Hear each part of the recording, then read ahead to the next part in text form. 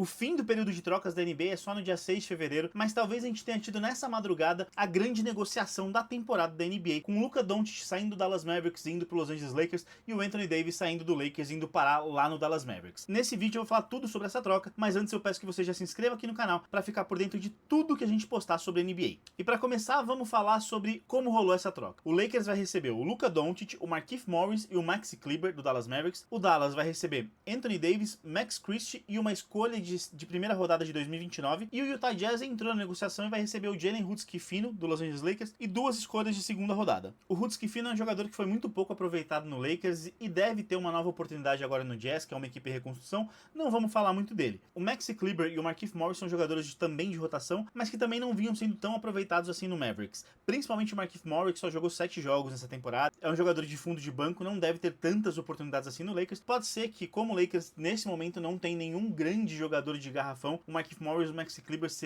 tenham uma participação importante no Lakers, mas são jogadores que não vão agregar tanto assim.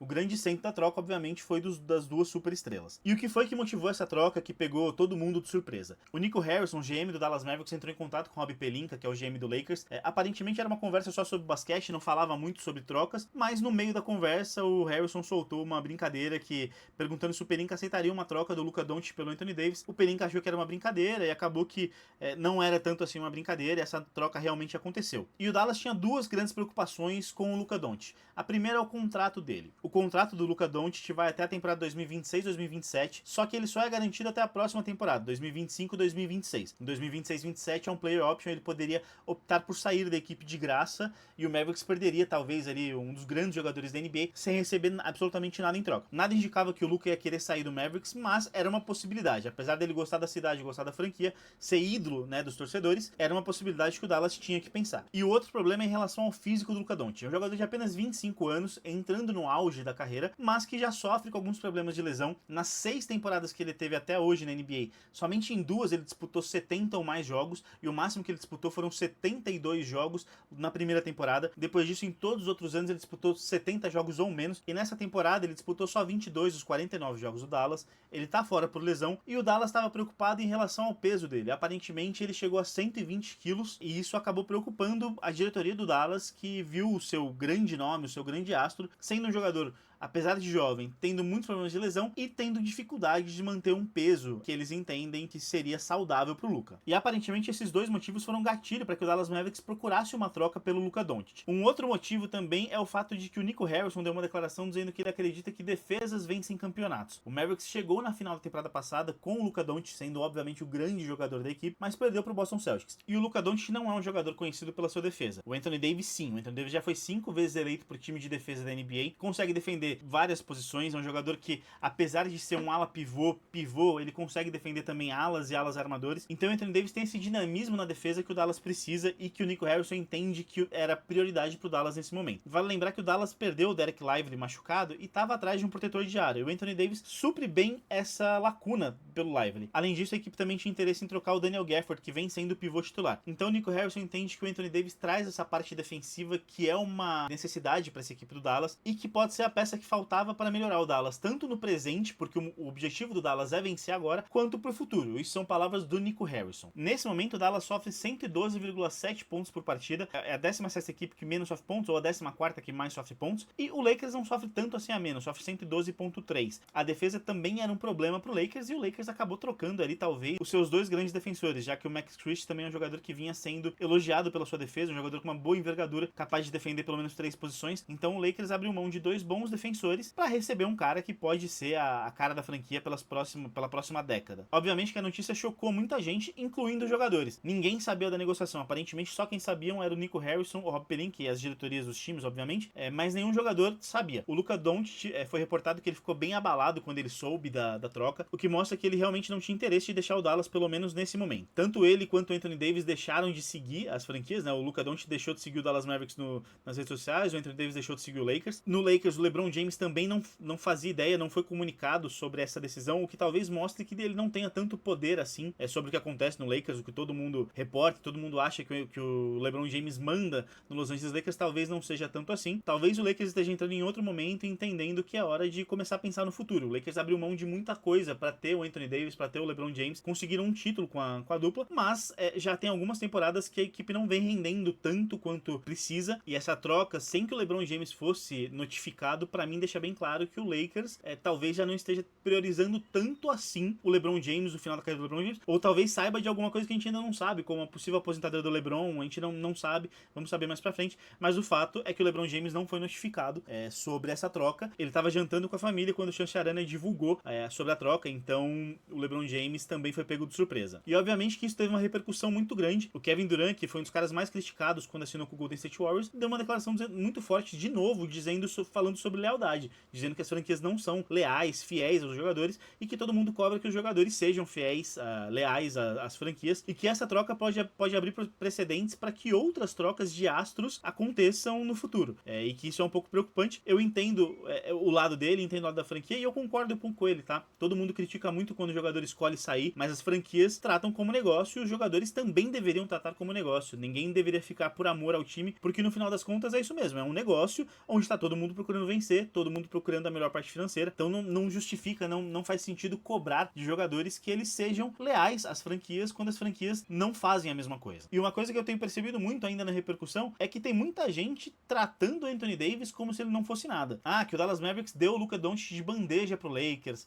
Que esse tipo de coisa só acontece com o Lakers. Como se o Dallas estivesse trocando o Michael Jordan, sei lá, pelo Brian Scalabrine. Não é esse o caso. Tudo bem, o Luka Doncic é um jogador melhor e com potencial maior e vai ter um futuro maior pela frente do que o Anthony Davis. Isso é inegável. Só que o Anthony Davis é um dos melhores defensores da NBA e ofensivamente ele também é um excelente jogador. É um jogador que estava na conversa por MVP no início da temporada. Então acho que a gente tem que respeitar um pouco mais também o Anthony Davis. Embora essa troca a médio e longo prazo possa favorecer mais o Lakers, ela não é tão ruim assim pro Dallas. E aí eu vou entrar agora aqui em quem venceu e quem perdeu essa troca. Eu acho muito difícil analisar quem venceu e quem perdeu, porque os jogadores não entraram em quadra ainda, a gente não sabe se os times vão negociar mais alguma coisa até o final da trade deadline. Mas assim, eu vejo que o Dallas, como o Nico Harrison falou, deixou bem claro que o time quer vencer agora. O time chegou na final da temporada passada, identificou quais são as falhas que tem, os problemas que precisa resolver e foi atrás de resolver esse problema. Trouxe um jogador de garrafão, que é uma área que a equipe não tinha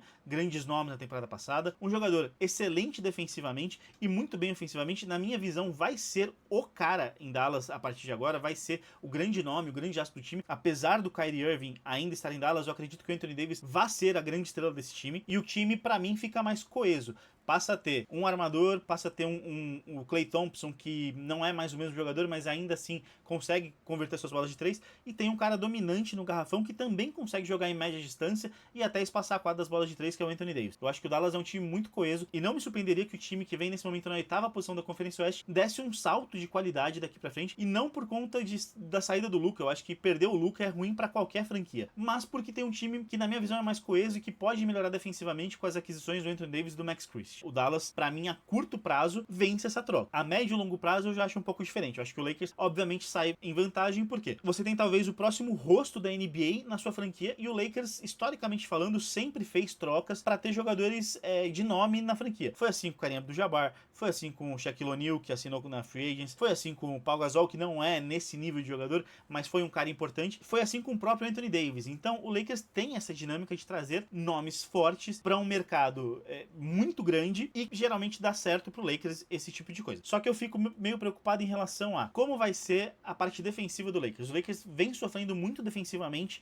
já há algumas semanas, já há alguns meses, na verdade, da temporada, e perdeu 2 jogadores importantes na defesa e não trouxe ninguém. O Luka Doncic não é um jogador excelente defensivamente, o Max Christie vinha sendo importante defensivamente, foi embora, o Anthony Davis era o melhor defensor do time, foi embora. Esse time que já sofre 112,3 pontos por jogo vai passar a sofrer 120. Quer dizer que ofensivamente o time vai ter que melhorar com a chegada do Luka. E aí eu fico meio receoso de como vai ser o encaixe do Luka Doncic com o LeBron James. Porque uma coisa é você ver isso num All-Star Game, tá todo mundo brincando, todo mundo passa a bola, é divertido e tal. Outra coisa é você terminar uma temporada assim. O Luka Doncic é um jogador que joga melhor com a bola. O LeBron James também é um jogador que joga melhor com a bola. O Anthony Davis poderia ficar sem a bola. São estilos diferentes e que eu acho que o Lakers vai ter problemas de encaixar. A não ser que o Lakers, obviamente, esteja entendendo que esse é o final da era LeBron James em Los Angeles, que vai até o final dessa temporada e que a partir da temporada que vem é outra história. E aí eu até acho que faz sentido abrir mão dessa temporada, apesar do Lakers estar na 5ª posição da Conferência Oeste, para você pensar no futuro. Eu acho que todo mundo entende que o Lakers não é um concorrente a título nessa temporada, tá? Mesmo com o Anthony Davis e o LeBron James, o Anthony Davis jogando talvez uma das suas melhores temporadas, o LeBron James mesmo com 40 anos também fazendo uma excelente temporada, o Lakers não é um candidato ao título,